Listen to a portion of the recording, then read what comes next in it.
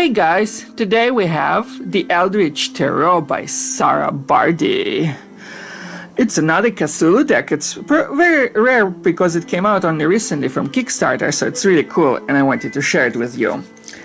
So, here you can see the cover of the box already. It's very nice. It has this beautiful eye that I really like. It reminds me of some of the eyes of Cthulhu, the way they're really set to glare, to really stare into you intently, and it has some of his tentacles.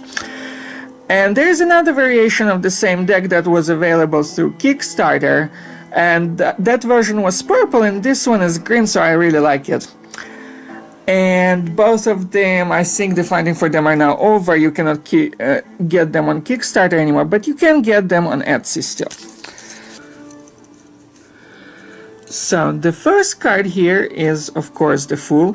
This is an all major arcana cards, by the way, only 22 of them. And they're based on the Cthulhu/Necronomicon universe.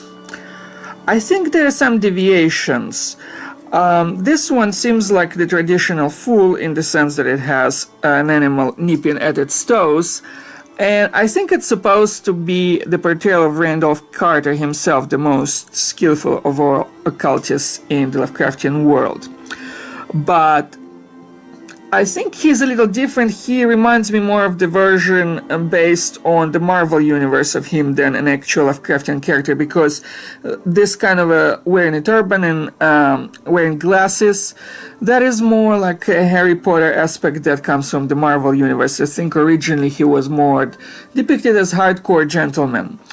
And Sarah Bardi is known for creating the lovely Lovecraft, which is basically a comic book that's oriented towards friends and depicts Lovecraftian monsters and creatures in a funny, cute way. So I think this is consistent with the Randolph Carter that she could have created. Now the Magician, for some reason it reminds me of Dr. Facilier. There are elements of transformation here at least. So those ideas are mine, they're not written in the book or anything, so I just thought that I'll point out that the Magician could often represent a kind of transformation. And then this one, it reminds me of one of the extended universe of Lovecraftian. The colors seem to be reminiscent of Isis, especially the fact that there is a crocodile kneeling by her feet.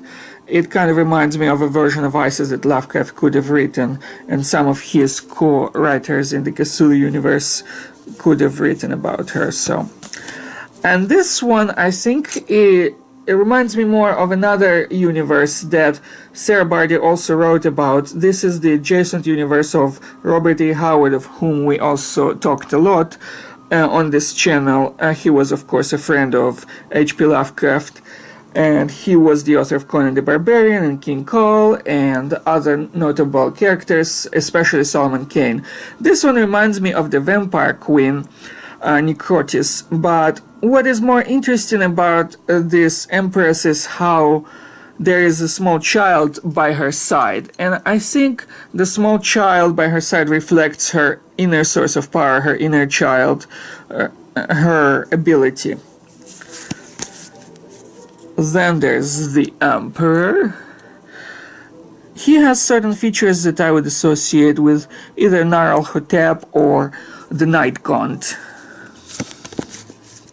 And here finally Cthulhu himself, with a crook that is representative of the Egyptian mythology kind of thing. That's how the pharaohs would have the crook of power.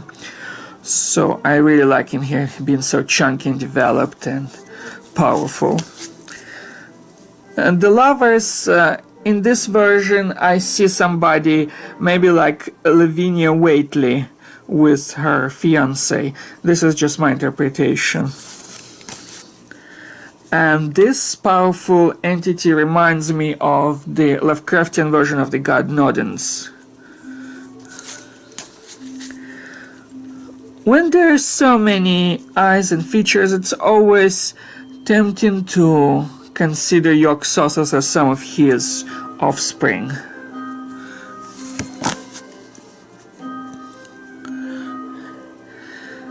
The Hermit here reminds me of another version of Randolph Carter, rightly or not, but he seems to be like somebody who studied. Another variation could be the wizard Zakuba from the alien race in the Lovecraftian world that Sarah Bardi also wrote about.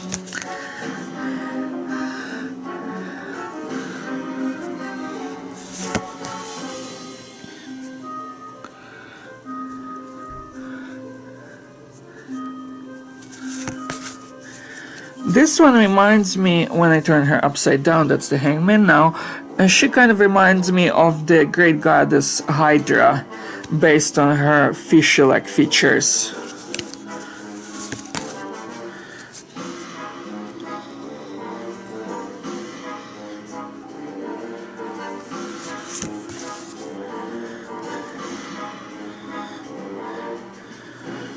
Such beautiful monsters. Some of them appear to be like they're taken from the land of Kadas, the land of dreams in the Lovecraftian world.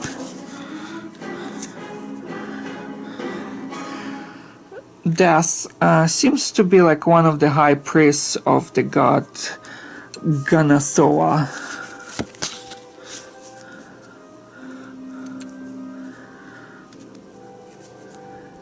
This one appears to be another night gaunt to me. And this one looks like the Wicked Witch, and that's the character I most closely associate with Keziah Mason, especially since there's this creature that could be her familiar. I don't know if it is or not because there's no description, but to my mind that wickedness is associated with her specifically. Oh, such charming, beautiful cats. This is a common enough motif where you see three cats. Sometimes it's in the High Priestess for synthetic purposes, but here it's to represent the instincts of the moon. Those, are, of course, are the familiar cats of Ulnar.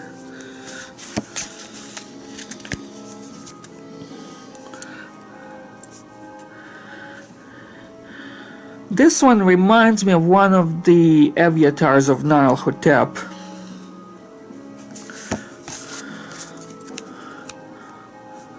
And this is a clear reminder of Yog-Sothoth in his disembodied persona.